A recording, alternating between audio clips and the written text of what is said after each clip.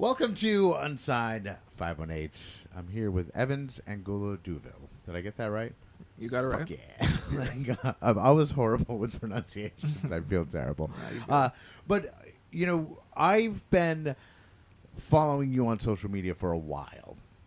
So, like, I'm familiar enough with what you do, like with Aura of Upstate.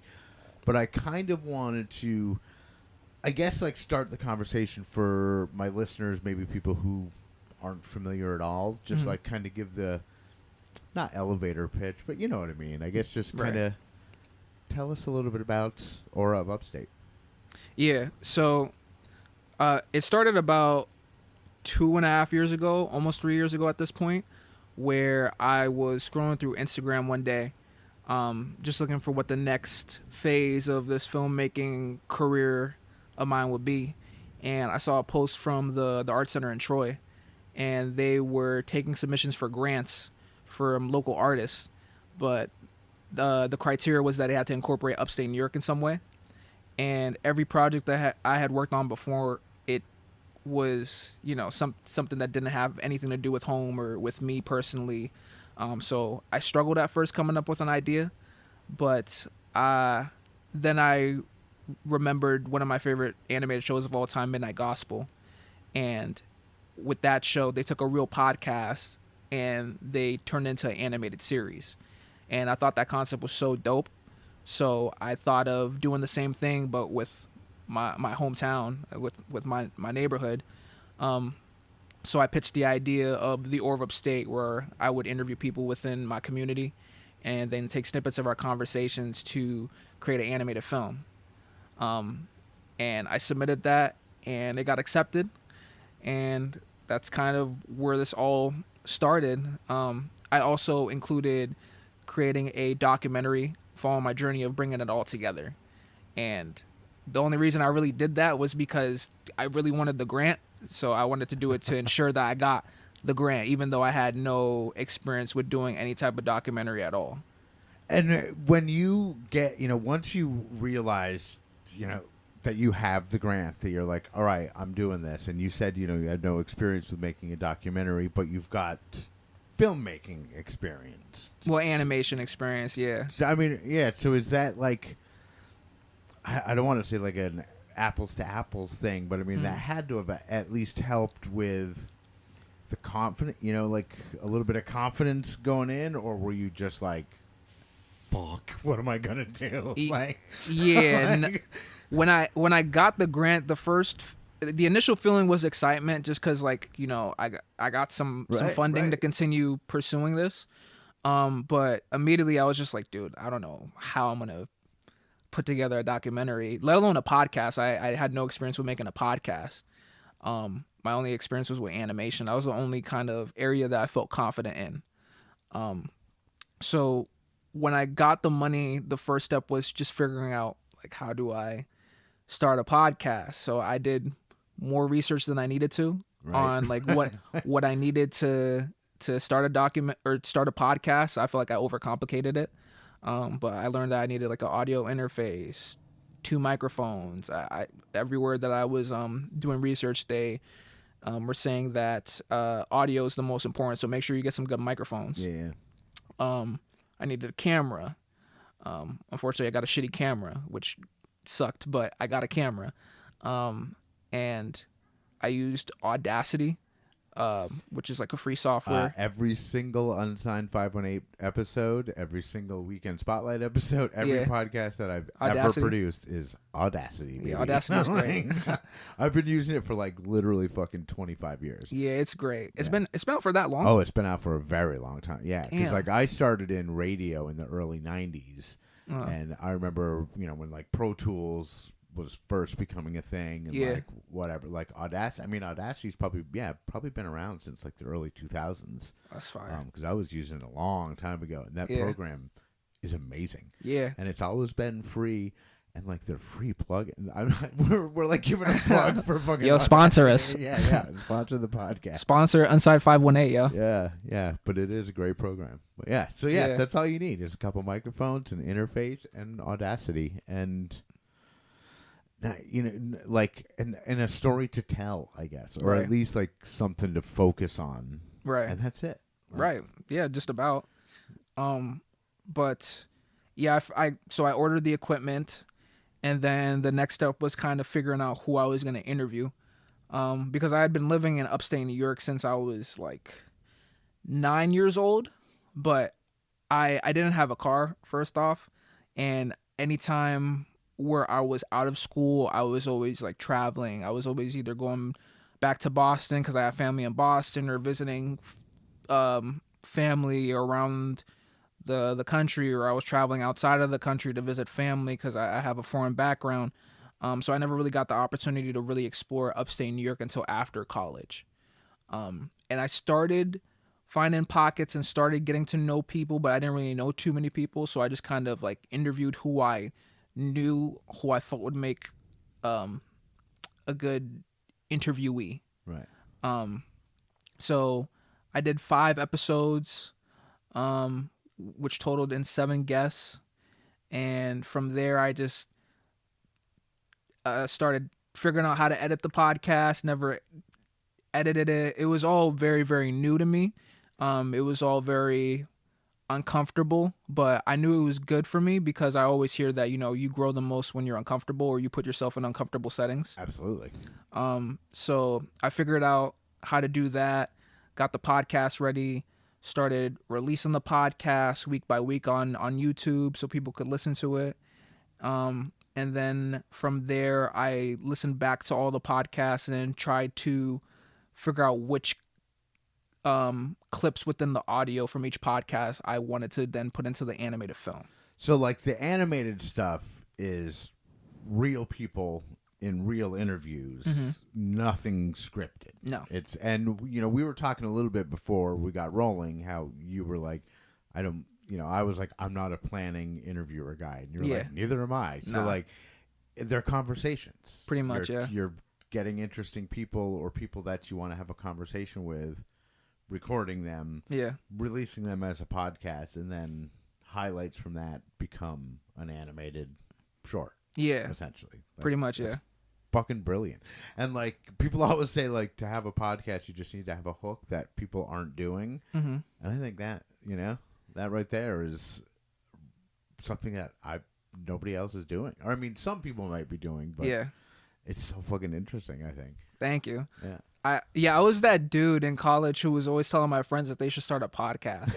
But like secretly I always wanted to start a podcast, but like I feel like the podcast sphere is so saturated. So I was like, if I'm gonna start a podcast, like, what am I gonna do to like set it apart from other things?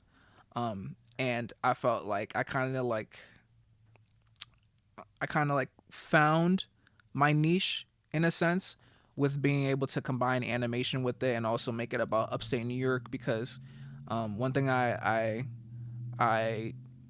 mentioned is that as in terms of upstate New York, we don't really do the best job of promoting ourselves. It's true. And I felt like podcasts, like the more podcasts that we have just within upstate New York, it's helpful on our own behalf because it just gets us speaking and it allows us to... Even just like in this, Albany area, even right here, like, some people think that, me being a podcaster that I'm like, kind of like, I don't want any, I want to be the only one. And it's like the exact opposite. I'm like, I want there to be 20 different podcasts on local music and 20 different podcasts on local art and like 20 different, I would love that. Yeah. And then if more people are creating, it allows us to collaborate more and more beyond each other's shows. It just boosts us all up together. Yeah, 100%. I mean, there's the very first episode that I did of Unsigned518, Mikey Beish was my guest, said something about like the, raising tide raises all ships type of mentality that we have around here. Right. That I do think is a little bit unique. Like, in other metro areas, you don't quite see that as much, but there's so much more that can be done. And I think just like if you have anything to say, just fucking start a podcast. For real. And if it doesn't work, then it doesn't work. but like you're not gonna know unless you try. unless you do it. Yeah. And you might do it and be like, oh my God, this is the most.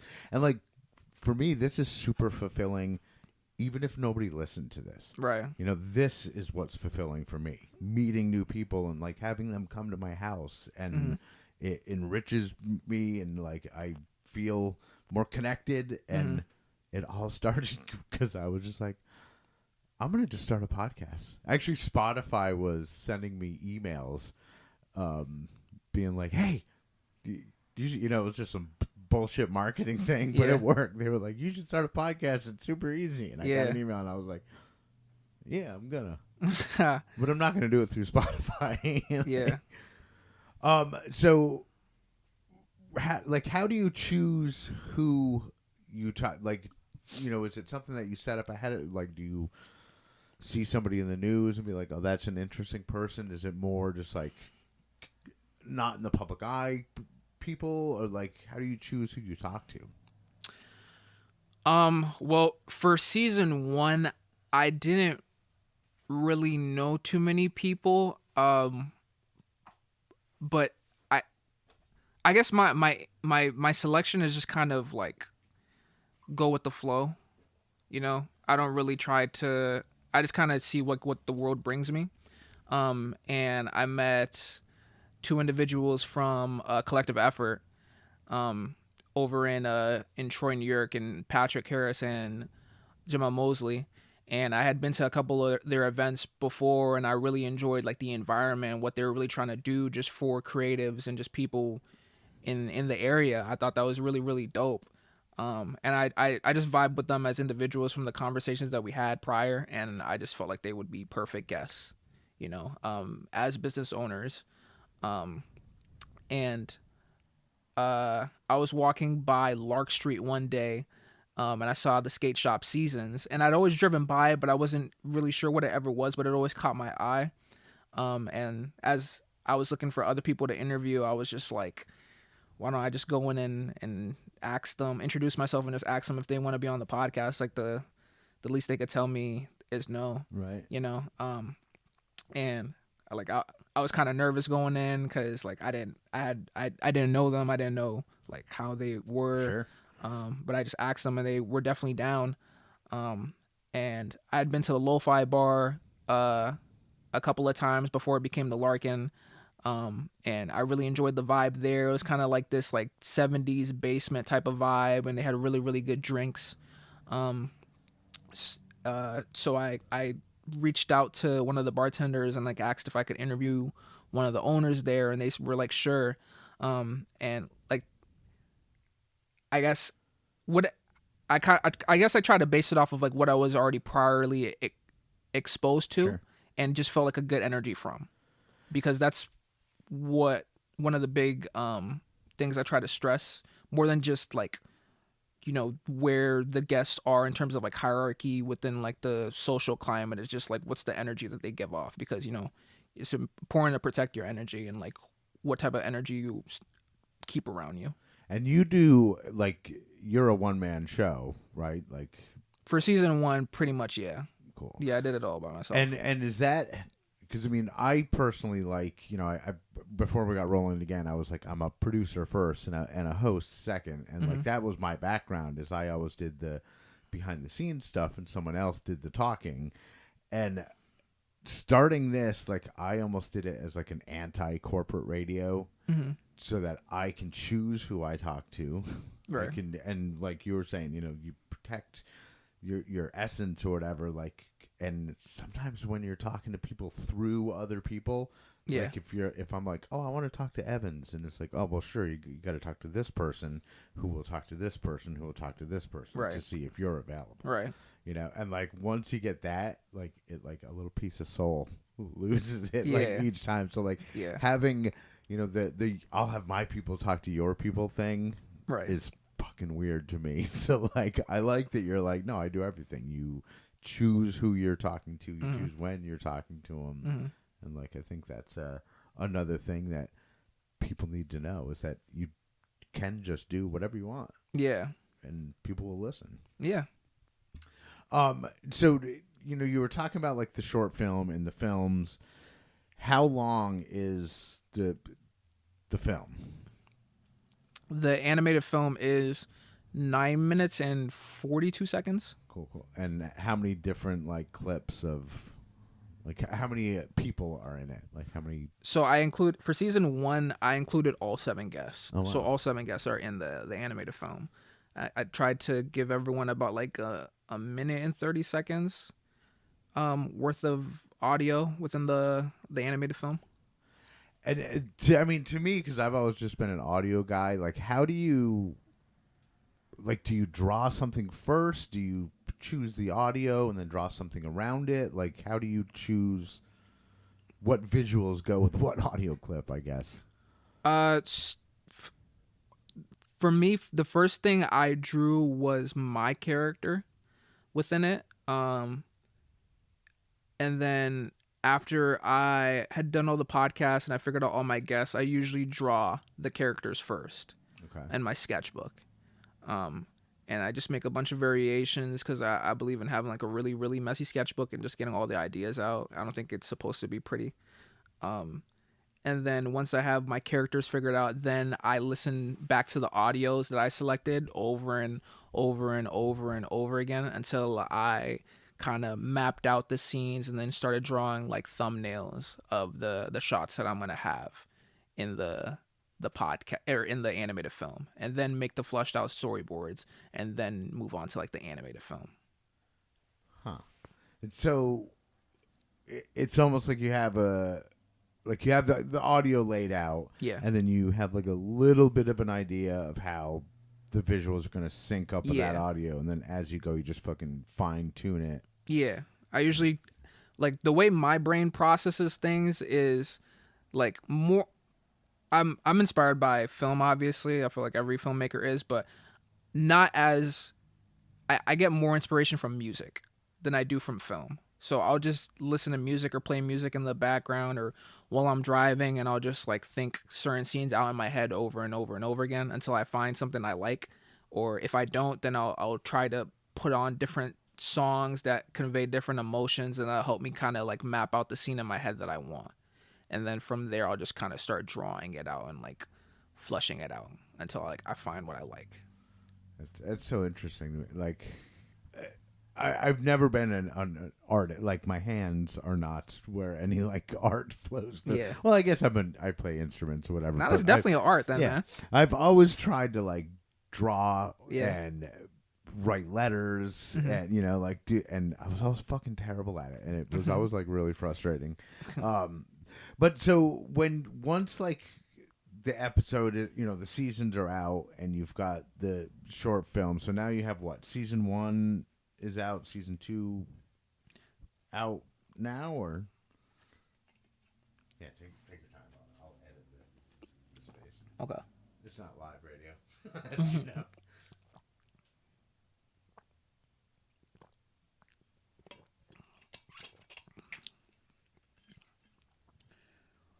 So season 1 is out. It's all out on my YouTube channel. And season 1, just to clarify, because there is some confusion when it did come out. So season 1 in totality is the 5 podcast episodes, the documentary, and the animated film. So in total, there's 7 episodes technically of season 1. And I'm currently trying to make season 2. Season 2 is currently in production.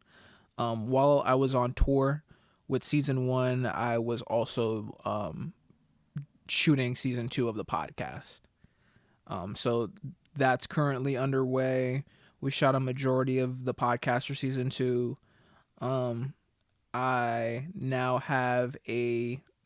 started to garner a bit of a team now, so I'm not doing everything by myself like I did for season 1, which I really appreciate. Like, I have one of my high school friends offered to be my cameraman, so he's been helping me shoot season 2 of the podcast.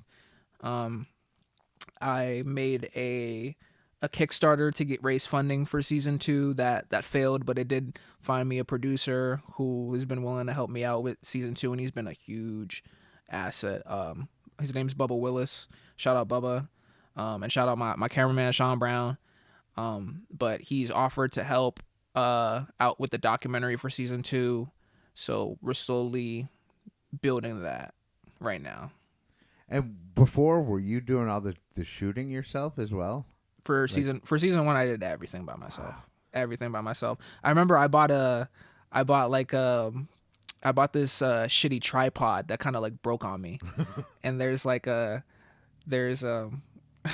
shot in the documentary where I'm like putting the tripod together, and like the tripod's broken, so it's not working. But I was like, let me just put it in the documentary so it looks like I'm just putting it together. But nah, I ended up having like to just stack the camera on like a bunch of like books that were in my book bag, so it was just kind of like at eye level with us.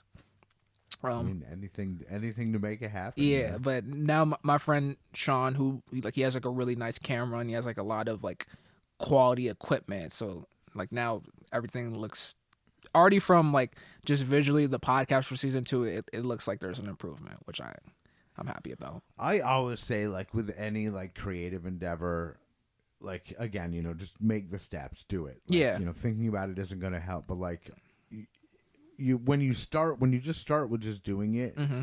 the improvements that you see just hit harder. You For know sure. what I mean? Like, even like on this show, like, before I got my nice Sennheiser mic, and I was using a shitty microphone that had like an on-off switch. Yeah. And like looked like, it was like this bullshit mic. Yeah. And when I got an actual mic, like, I don't think anybody else would notice, but I'm like, oh my God, it sounds so good now. Right. Right. So, yeah, you get that step up, and just having a fucking cameraman. Mm-hmm. Like, it's a huge help. Yeah. Huge help. So, the YouTube channel. Yeah. Let's plug that a little bit, and I can even drop it in the show notes so people can find it. But what's the YouTube channel? So the YouTube channel is the name of my business, my LLC. It's called Daydreaming Artwork Studios on YouTube. Cool. And that's where all the episodes and the documentaries and everything. Yeah. Cool. And I'll like I said, I'll link to that. Thank you. Link to that in the show notes. So, all right, let me think. I'm gonna edit this out because we're already at the time. But Gotcha. let's figure out an end conversation. Oh, maybe you're showing it at no fun, right? Yeah. Let's talk about that a little bit. Okay. So I know you're showing the film at No Fun. What was it? April 12th? Yeah, I'm showing April 12th. Yeah. So tell us a little bit about that. What's that going to be like? So I took a little hiatus from the tour, just because I was honestly burnt out from trying to manage and do everything on my own. But a lot of people were reaching out to me, asking me if I was like interested in doing a screening here or there. But I just needed a little break. Also, the weather was horrible, so I knew no one was going to come out. But one of the owners from No Fun had reached out to me about, if I ever want to do a screening there, just to let them know. And with season 1 being out now officially, it's not really like an exclusive event anymore because it's out publicly. Like, you could just go watch it publicly. I was asking myself, what can I do or what can I include within it that would make it a little bit more exclusive, so people weren't just coming to watch something that they could just watch on YouTube. But I kind of wanted to change how I promote it from a screening to more of an experience, because it's an event that's like hosted by me. I provide an introduction. I talk about, what went into making this film, and then I screen the documentary, and then I screen the animated film. And then after that, I talk about like my experience of like what it really took to get to this point. And like the struggles for real. Especially like the last year, I really dive in deeper, so you just have like a deeper understanding of like what the Orb Upstate actually is beyond just like watching it. And then I have like a Q&A session, and then I'll be showing you guys like a sneak peek of season 2. to cap it off. So, I mean, even just the fact that you'll be there and you'll be accessible and people can talk to you and ask you questions. Yeah. And I think that's, reason enough. And that's kind of a people that have already seen it, that would be, more incentive to go and watch it again. I would feel like, Yeah, that's what I had to learn, because, like, I don't know, this project has been so, I don't even have the words for it, because I always thought that, I always had confidence that if I was given the opportunity to make a show, that like I could make something engaging that people would, connect with in some way. But I never expected that it would be a show that would be so like deeply rooted within me and like my personal life and like my upbringing for real.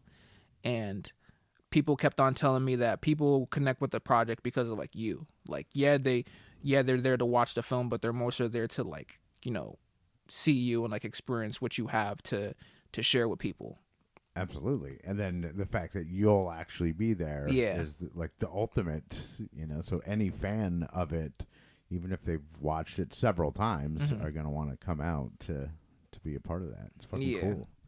And it's cool that you can, like you said, can make something that is just something you want to make and have it connect with so many people, you know? Like, that's a unique thing, because a lot of us struggle with that, making something and then being like, well, it didn't go anywhere. But, you still have to do it. But I think cutting out any expectations is where shit happens. You know what I mean? When you're just like, I'm just going to do this because I want to. That's where it is. If you're like, I want to do this because I want it to hit, it's not, Yeah. I think my approach had been, let me make something that I think is dope. Let me make something that I think is cool. Let me make something that I am going to have fun making. And then after I do that, then let me find the audience for it. I think that should be the approach. I think people, like, obviously you want to have the audience in mind, obviously. But I think you should start off with whether or not this is something that you enjoy and that you genuinely like. Because people are going to see people are going to, like, read through the authenticity if you don't really care about this project, or if it's just like a cash grab or whatever you're trying to make out of it. Like, if you genuinely care about it, then you'll find people who like genuinely care about it with you. Yeah. And I mean, I've even said that about some bands that I've seen, like I've seen some like big national bands that I really love their music. And then I see them live and I'm like, they don't look like they even want to fucking be here. Yeah. Like they're hitting every note. They sound amazing, but none of them look like they want to be here. Like, you gotta. I mean, did you catch them at the beginning of the tour or at the end? Because they might be exhausted. Right. Yeah, that's true. But like, I don't know. I love the just doing what you want to do, and the people will come. Like, there will be an audience because you're authentic, and especially if you're someone who has a network of people that you connect with. We just met an hour ago, and I feel like I've known you for a while. Like, you're an easy person to talk to, and like, that shit helps. That's like, good. It really helps, because when you're like, oh, the human being behind it is awesome.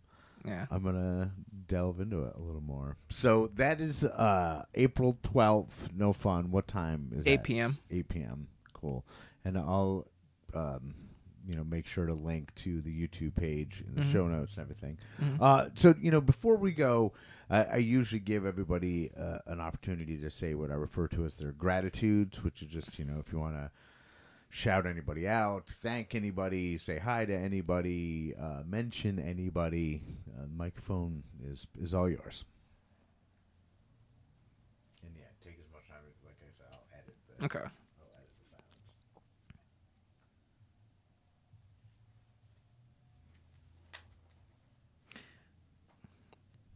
I'm going to shout out Upstate New York, for real.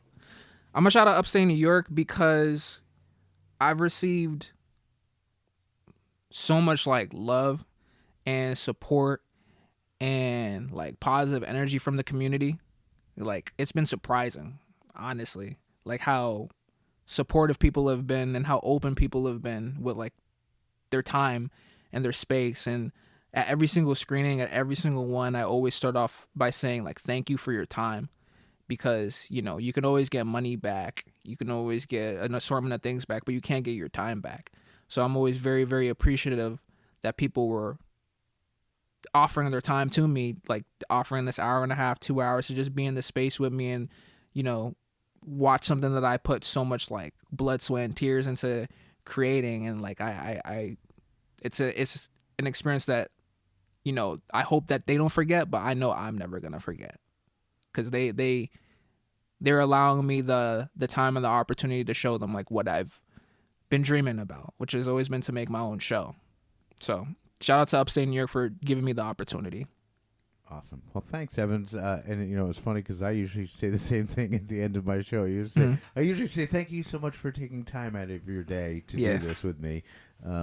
So we're on the same wavelength even there. Awesome. Time is a very important thing. But I really appreciate it. So go check out Aura of Upstate.